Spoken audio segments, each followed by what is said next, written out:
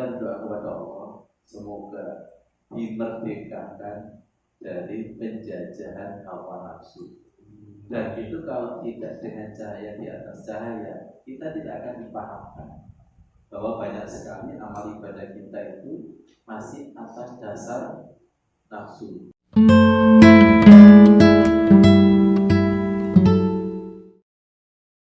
Bismillahirrahmanirrahim.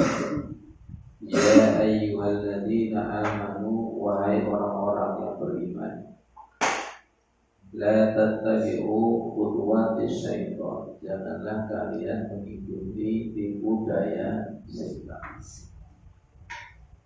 Wa may yattabi' khutuwatis syaitan, barang siapa yang mengikuti tipu daya setan, fa innahu ya'muru bil fahsya'i wal munkar, maka sesungguhnya setan akan meremot kita dengan menyuruh-nyuruh kita untuk berbuat keji dan munkar.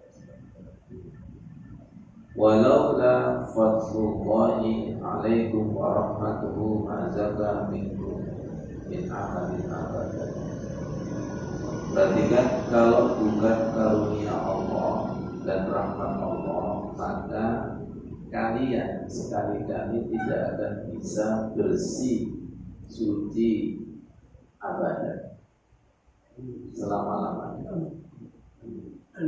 Walakin Allah yuzakki man yasha, akan tetapi Allah itu membersihkan, mensucikan kepada hambanya yang dikehendaki.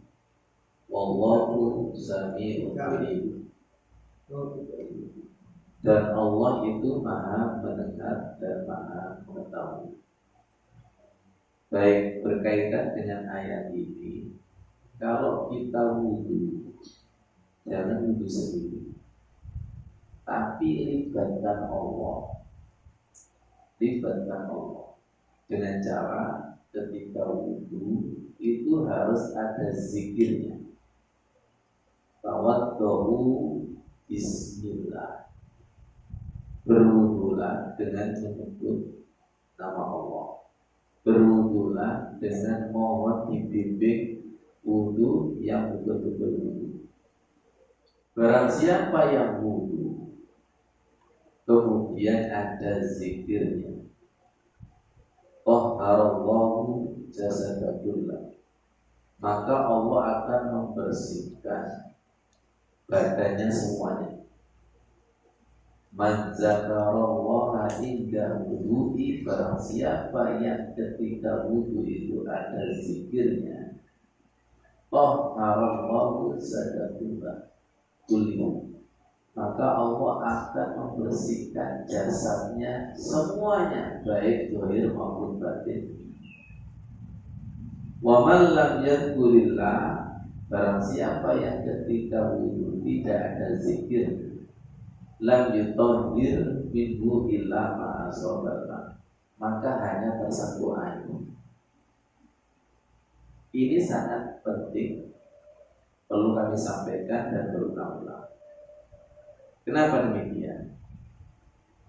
Ramadan bulan suci, Quran kitab suci, Allah Tuhan suci, Mekah kota suci. Tidak akan bisa menyentuh kecuali kalau tidak dengan suci. La yamassuhu illa mutahharun. Al-Quran ini kitab yang suci. Kalau kita tidak benar-benar suci, mensucikan ketika wudu, mensucikan ketika sholat, maka Al-Quran ini tidak ada seterumannya merinding dan bergetar. Aslinya masjid itu tempat suci kan? Tapi kenapa masuknya tidak merinding dan bergetar, tapi masuk rumah hantu? Berarti channel ketemu channel, Pak Tris. Channel ketemu channel. Ini sangat penting. La yamassuhu illal mutahharun. Tidak bisa menyentuh Al-Quran. Kalau sekedar menyentuh kertasnya, gak punya wudu bisa. Kalau sekedar menyentuh kertas, Kalau sekedar membaca bacaannya, nggak wudhu itu juga bisa. Orang kafir, orang munafik itu bisa. Tapi menyentuh cahayanya ini. Ya. Innamal mu'minuna alladzina idza dzukirallahu wajilat qulubuhum wa idza tuliyat 'alaihim ayatuhu zadatuhum imanan. Orang itu kalau beriman, hatinya bersih, disebut nama Allah, ada setruman, dibacakan ayat-ayat cinta Allah, imannya itu bertambah. Kenapa kita disebut nama Allah biasa-biasa saja, dibacakan Al-Quran biasa-biasa saja, sawa'un alaihim a'andzartahum. Ini yang kita minta, wajilat qulubuhum, merinding dan bergetar hatinya. Kemudian ketika ayat-ayat Allah itu dibaca, zadatul imana, imannya itu bertambah. Syaratnya bersih, syaratnya bersih, dan gak gampang. Wa'ala rabbihim yatawakkalu, kepada Allah bertawakal. Kalau tidak betul-betul hatinya itu bersih dan betul-betul beriman, pasti memasrahkan semua masalah kepada Allah Subhanahu wa ta'ala. Dan lihat ayat tadi, wahai orang-orang yang beriman, janganlah engkau mengikuti tipu daya setan. Banyak di antara kita, walaupun sudah zikir, walaupun sudah wudu, walaupun sudah sholat, masih ada setan.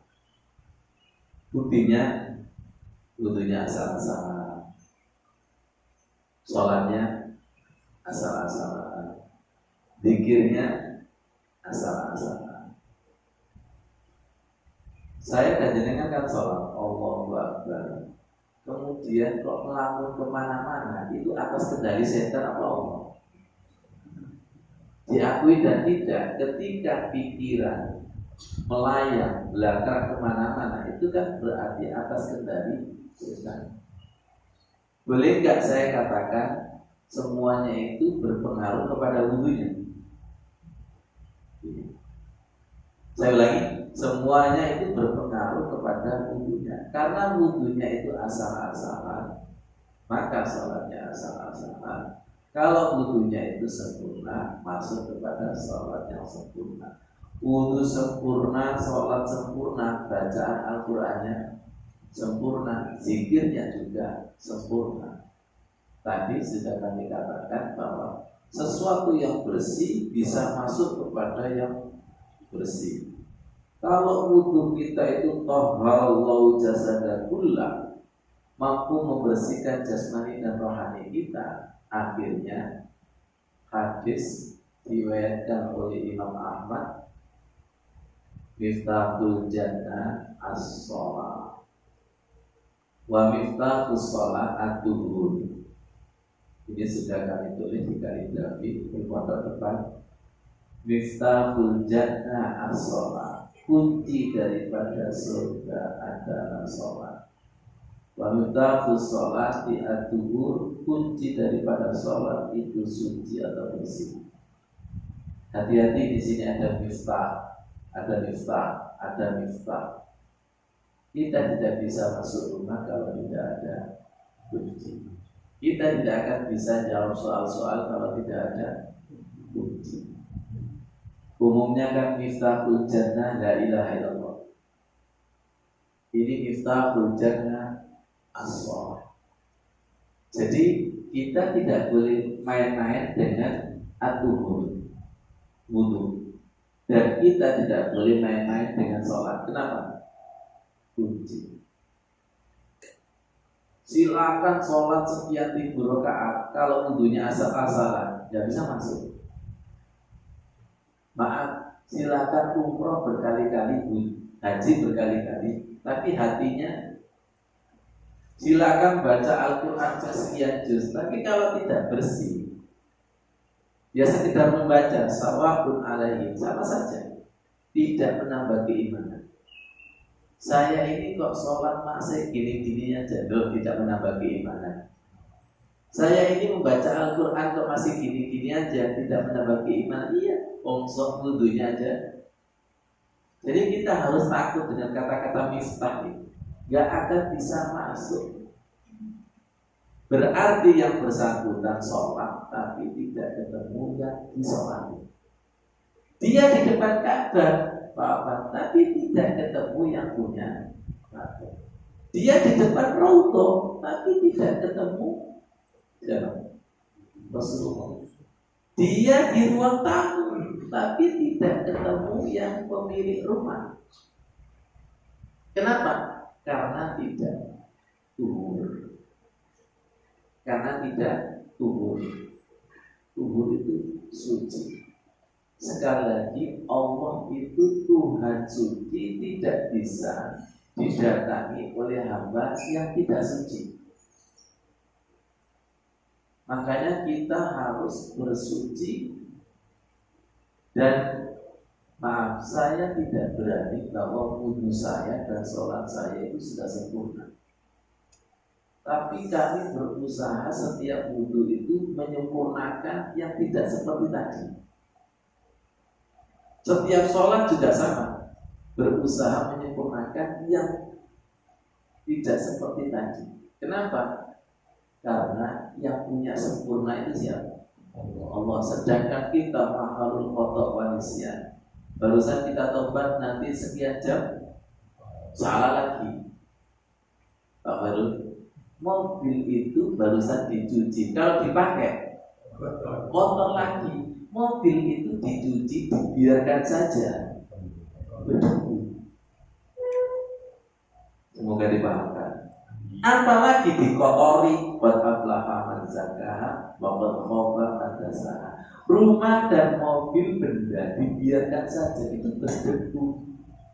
Hati ini kalau dibiarkan saja tidak ada zikirnya, mesti ngelamun sih enggak. Andaikan wes mulai mungkin apabila yuwaswisu fi sudurin nas. Ya Allah, seperti itu.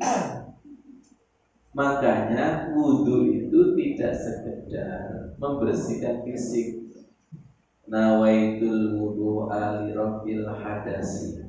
Saya niat wudhu untuk membersihkan hadas. Kenapa teksnya kok tidak berbunyi? Saya niat wudhu untuk membersihkan najis. Najis itu kelihatan mata, sedangkan hadas itu dosa yang sudah kita kerjakan mulai balik sampai sekarang. Itu kira-kira karaten enggak? Karaten enggak? Masya Allah. Panjenengan pernah enggak membersihkan keramik yang hitam? Enggak mempan dengan sabun, pakai apa? Piksal. Apalagi? Piksal kadang enggak mempan, air keras. Makanya nyambung kepada doa iftitah. Allahumma ghsilni bil ma'i wassalji wal barad. Saking kotornya, bersihkan hatiku dengan air, dengan es, dengan embun. Saking apanya? Saking kotornya. Makanya sholat itu disuruh 5 waktu supaya bersihnya itu stabil. Doa iftitah kita itu, kalau yang menggunakan kabirah mungkin tak apa. Allahumma ba'id baini wa baina khotoyaya kama ba'adta bainal masyriqi wal maghrib. Jauhkan dari kotoran atau salah seperti kau menjauhkan timur dan barat. Allahumma naqqini min khotoyaya kama yunaqqasal abyadu minad danas. Bersihkan dari dosa atau kotoran seperti engkau membersihkan baju putih yang bersih minad danas dari noda. Allahumma silni min khotoyaya bil ma'i wasadi wa bar. Ya Allah, bersihkan aku dari kotoran dengan air, dengan salju dan es. Ada yang mengartikan salju itu es, barat itu embun.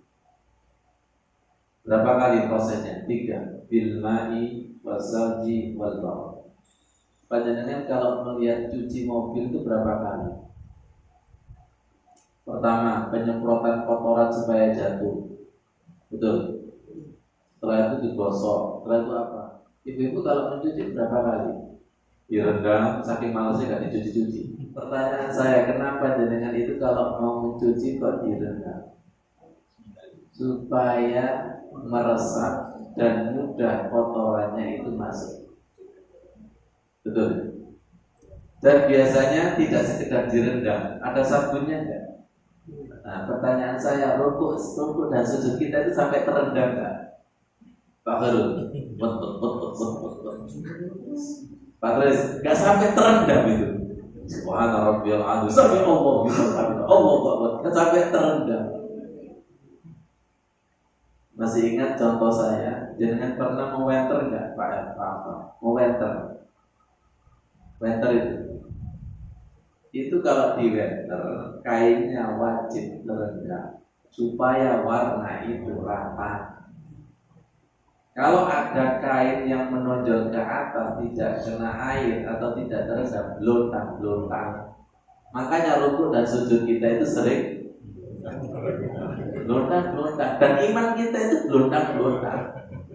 Masuk? Padahal makanya ya ayyuhalladzina amanu udkhulu fis-silmi kafah. Nyemplung Islam itu dengan kafah. Rukuklah dengan kafah, wudulah dengan kafah. Jangan-jangan wudu kita itu kalau ditampakkan blontang.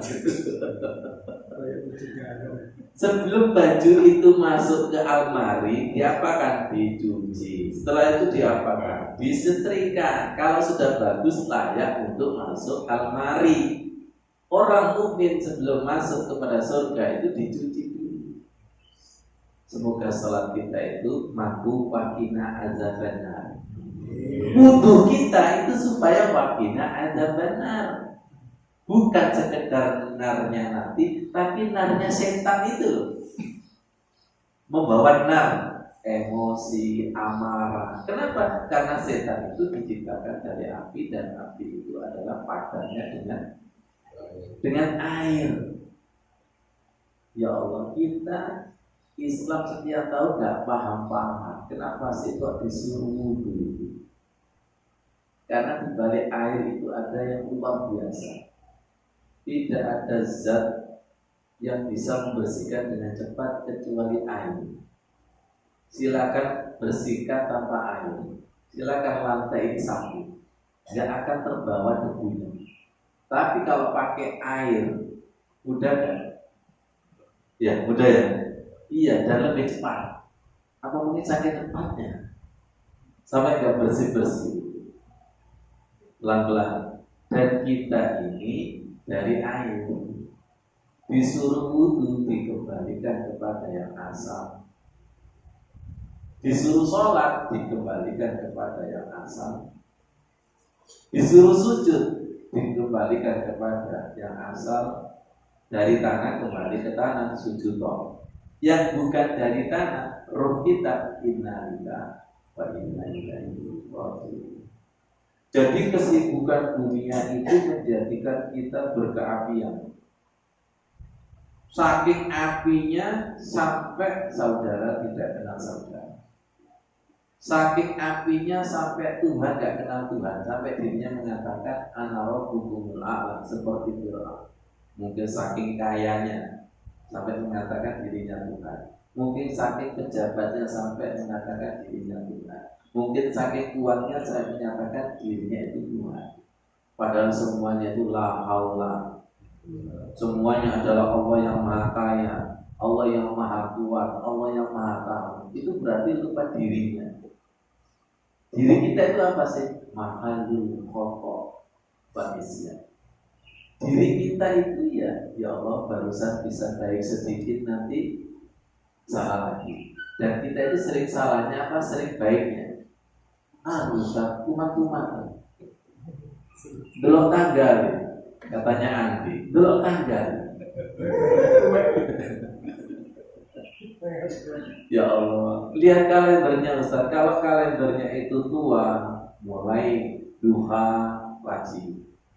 Kalau banyak masalah, tahajudnya rajin, zikir dan amalannya rajin. Kalau biasa-biasa, kita itu cenderung ya Allah, subhanallah. Jadi ayat ini betul-betul semoga kita dipanggil ya ayyuhalladzina amanu la tattabi'u khutuwatis syaitan. Allah itu sangat sayang kepada kita. Wahai orang yang beriman, janganlah kau mengikuti tipu daya setan. Ya, bukan sekedar setan yang ada di pohon beringin, bukan sekedar setan yang ada di rumah hantu, tapi setan yang ada di aliran darah. Perhatikan, ya, resmi. Mungkin setan yang berada di balik ibadah kita itu lebih samar. Mungkin setan di balik amalan-amalan kita. Tunjukkan Mas Rid kemarin. Afara'aital ladzina takhadhu ilahahu hawahu. Apakah kamu tidak melihat orang-orang yang menjadikan hawa nafsu itu sebagai Tuhan? Hawa nafsu sebagai Tuhan. Mari kita evaluasi amal ibadah kita. Jangan-jangan masih ditunggangi oleh hawa nafsu. Afara'aita man ittakhadha ilahahu hawahu. Apakah kamu tidak melihat orang-orang yang menjadikan hawa nafsu sebagai ilahahu, sebagai Tuhan? Pelan-pelan. Wa adallahu Allahu ala ilmin. Maka Allah akan menyesatkan ilmu pengetahuannya. Mungkin yang dirasa benar tapi tidak benar itu loh maksudnya. Wa khatama ala sam'ihi, dan Allah itu mengunci telinganya. Wa qalbihi, mengunci hatinya. Wa ja'ala ala basarihi ghishawatun, di matanya ada tutupan. Kalau sudah dalam keadaan tersesat, terkunci telinganya, hatinya, dan buta matanya, famayah bihi ba'illah. Siapa yang berani dan siapa yang mampu memberikan petunjuk? Apalah tadzakkarun, apakah kalian tidak merenung, tidak berpikir, tidak introspeksi diri? Tolong lihat saya. Kita itu biasanya kalau beribadah itu milih enak-enak tok. Betul. Kalau bisa amalan ringan langsung sugih. Kerja ringan gaji. Siapapun bisa. Ya. Kalau diajak sholat khusyuk titik, tumanina dan lama sedikit, itu biasanya protes apa enggak Pak? Ya. Kita kalau diimami oleh imam itu biasanya pilih yang lama apa yang cepat. Nah itu sudah nafsu. Kita biasanya pilih bersedekah, berbagi apa menerima. Pelan-pelan. Supaya kita paham bahwa kita itu masih dijajah oleh nafsu. Kita itu pilih tahajud bangun malam apa tahannya? Ayo kita masih memilih nafsu kita. Bagus mana tangan di atas sama tangan di bawah. Bagus mana berbagi dengan menerima. Makanya yang namanya zakat dan infak itu harus dipaksa. Tuhbatul jannati bimakarihi wa tuhbatun naru bisahwat. Surga itu diikuti oleh sesuatu yang tidak disenangi oleh syahwat, tidak disenangi oleh hawa nafsu. Sedangkan neraka itu diikuti oleh syahwat. Zakat dan sedekah itu tidak disenangi oleh nafsu. Nafsu kita pasti kepingin mengumpulkan sebanyak-banyaknya. Ketika kita sholat, pilih khusyuk apa pilih cepat? Maunya khusyuk tapi abad Ustaz, itu makomi. Surga itu diikuti oleh sesuatu yang tidak disenangi oleh syahwat. Tahajud itu masa disenangi sih? Dibenci, mau enak-enaknya wong turu metangi kok. Kecuali bagi mereka yang sudah memaksakan tahajud dan sudah menemukan nikmatnya tahajud, sudah bisa melewati tahapan demi tahap. Bagi seseorang yang sudah menemukan nikmatnya sedekah dan zakat, sudah melewati semuanya. Bisa dipahami ya? Ya, Masya Allah. Jadi diakui dan tidak, kita itu masih belum merdeka. Merdeka yang hakiki, merdeka dari hawa nafsu. Rasulullah berkata, "Idza raja'tum, kalian telah pulang dari perang kecil dan menuju perang besar." Kemarin belum keluar dari sana. "Raja'tum minal jihadil asghari ila jihadil akbar." Rasulullah berkata kepada sahabat yang barusan perang itu mengatakan, kita barusan perang kecil menuju perang besar. Faqila wa ma jihadul akbar, sahabat-sahabat bertanya, apa yang dimaksud jihad akbar ya Rasulullah? Ya Rasulullah, qalu jihadun nafsi, yaitu memerangi hawa nafsu. Kita mengaji begini memerangi hawa nafsu. Biasanya habis subuh itu enaknya apa? Melanjutkan rodi kedua. Nafsu kita melanjutkan rodi kedua.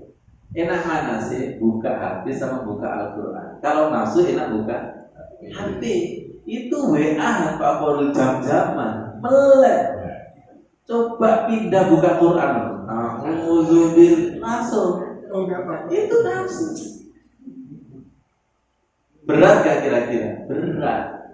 Di sini ada kata-kata jihad akbar. Sholat itu wala dzikrullahi akbar patri. Berarti akbar ketemu akbar. Sholat itu memang kelas berat. Sholat tahajud itu kelas berat. Dan baca Al-Quran itu kelas berat. Dan jangan main-main. Saya bilang kepada muslim, sedekah itu harus dipaksa.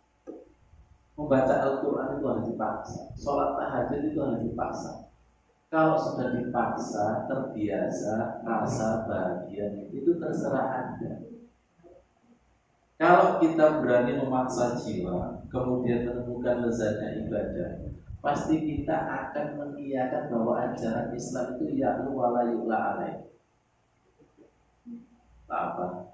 Masya Allah, ajaran Islam itu tinggi.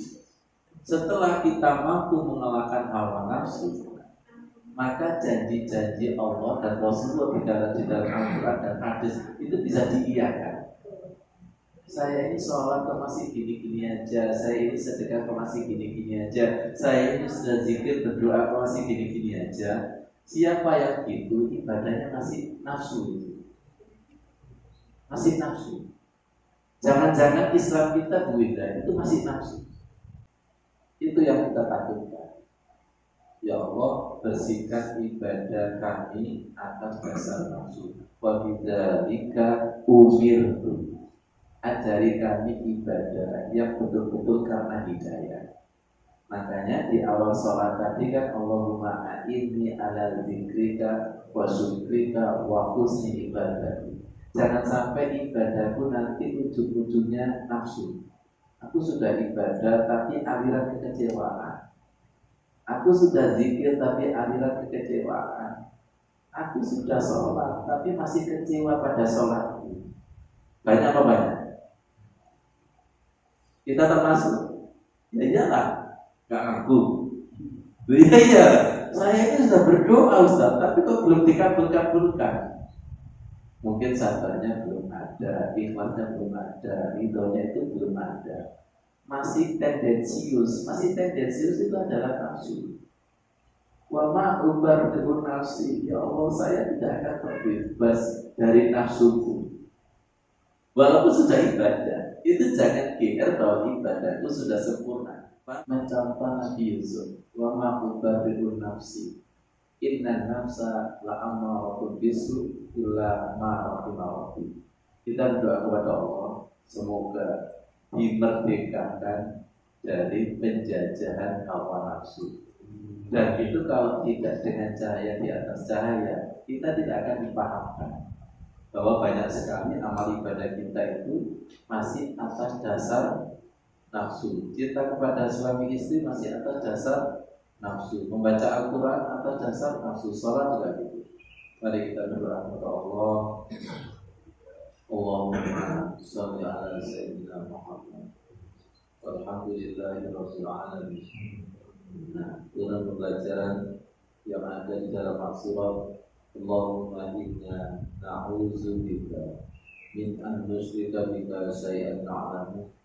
Ya Allah, aku berlindung dari kesirikan yang tidak tahu, dijajah oleh nafsu yang tidak tahu. Ya Allah, wa nastaghfiruka lima la na'lamu. Ampuni dari kesirikan kami yang tidak tahu. Ya Allah, bersihkan hati kami dari kesirikan zahir dan batin. Ulu-ulu fisika apa ajari kami Islam yang kafah, wudu yang kafah, sholat yang kafah, membaca Al-Quran yang kafah. Turunkan cahaya di atas cahaya, berjumpa kepada yang maha bersih. Labbaik Allahumma labbaik ke tanah suci, rumah suci, kitab suci, bulan suci. Ya Allah, subuhun kudus, la yamassuhu illa al-mutahharun. Subuhun, ya Allah, izinkan hati kami Engkau sentuh yang maha suci. Subuhun kudus Rabbul malaikati waruh. Sama-sama. Subuhun kudus Rabbuna wa Rabbul malaikati waruh. Lagi. Subuhun kudus Rabbuna wa Rabbul malaikati waruh. Subuhun kudus Rabbuna wa Rabbul malaikati waruh. Subuhun kudus Rabbuna wa Rabbul malaikati waruh. Sadaqallahu tadi. Jadi sebagai penutup maksudnya doa rukuk dan sujud yang subuhun kudus Rabbul malaikati waruh nyambung kepada doa setelah witir. Subhanal malikil qudus, Subhanal malikil qudus, Subhanal malikil qudus, Subuhun kudusun Rabbul malaikati waruh. Artinya apa? Allah itu Tuhan suci. Al-Quran adalah kitab suci. Mekah adalah kota suci. Sholat itu adalah wilayah suci. Kemarin sudah kita bahas, suci hanya nyambung kepada yang suci. Jadi kalau belum ada efek dan dampak, sudah sholat bertahun-tahun berarti belum ada wilayah kesucian itu. Ya, sangat penting sekali ini. Tolong panjenengan mulai hari ini meriadoi netirakati wudhu yang betul-betul wudhu. Kalau panjenengan tidak bisa aslinya, di dalam kitab Ihya itu setiap basuhan itu ada doanya Pak, ada basuhannya. Sementara panjenengan setiap basuhan itu harus ada istighfarnya. Astagfirullah. Nah, di balik istighfar itu sambil minta disucikan zahir dan batin, hawa nafsu, kesirikan yang tidak tahu menjadi tahu. Ini doa berkumur.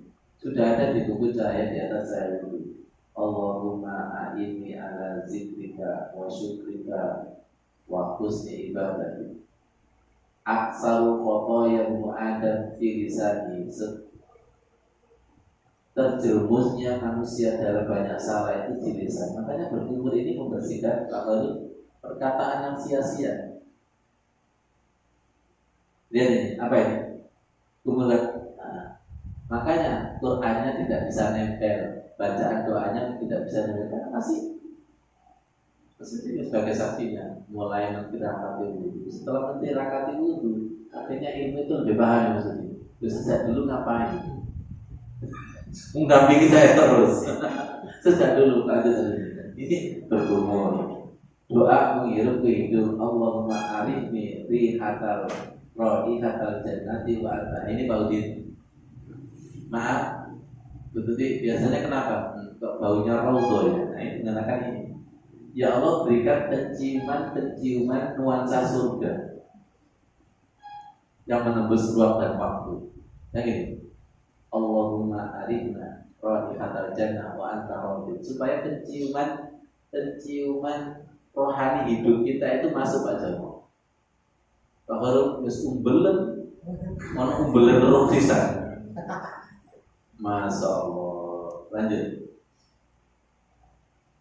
Pembahasan suka Allahumma bayyid wajhi binurika. Ya Allah, sinari wajahku dengan cahayamu. Ya Allah, tabiatu wujuh awliyaik, seperti wajahnya para wali yang bercahaya. Wala taswatu wajhi bidulumatika ya Allah, taswatu wujuh awliyaika. Jangan kau hitamkan wajahku dengan kegelapanmu pada hari suatu saat wajah musuh-musuh. Ini kan nyambung dengan wujuhu yawma'idin musyrah, nyambung kepada wujuhu yawma'idin nadhirah ila rabbiha nadhirah. Lanjut seperti itu. Ketika membasuh tangan kanan, Allahumma a'tini kitabi biyamini. Ya Allah berikan catatan amalku dengan tangan kanan. Wa hasibni hisaba yasira. Hisablah dengan hisab yang mudah. Di antara tandanya umatnya Rasulullah itu adalah menerima catatan dengan. Nah, ketika kiri, ya kiri. Allahumma inni a'udzubika an tudini kitabi bisimali aw waraidah. Ya Allah, aku berlindung dari engkau berikan catatan dengan tangan kiri atau dari belakang buku. Terus sekalian, ketika mengusapkan kepala, Allahumma ghisni bi rahmatika wa anzil alayya min barakatika wa adilni tahta dhilli arsika ya maladilla illa dhillu. Ya Allah, tolonglah turunkan rahmatmu dan turunkan keberkahanmu, naungilah di bawah naungan arasmu yang pada hari itu tidak ada naungan kecuali naungan. Jadi pikiran-pikiran negatif itu kan di sini, suudzon itu kan di sini. Doa tidak gampang yakin itu kan di sini. Jadi bersihkan. Ada istilah cuci otak ya. Wudu itu cuci otak. Kenapa sih saya doa nggak yakin? Cuci otak. Kenapa? Karena pikirannya kuat. Ketika pikirannya dibersihkan Allah, nanti jiwanya, hatinya yang kuat. Kenapa sih zikir kok gak masuk? Karena pikirannya itu kuat. Orang itu kalau sedekah biasanya banyak emannya atau imannya. Kalau iman berarti menggunakan pikiran, kalau imannya menggunakan. Semoga menjadi ilmu yang bermanfaat. Allah ridho. Insya Allah kalau wudunya disempurnakan, setiap hari kita pasti ada ilmu-ilmu baru. La yamassuhu illa mutahharun. Wassalamualaikum warahmatullahi wabarakatuh.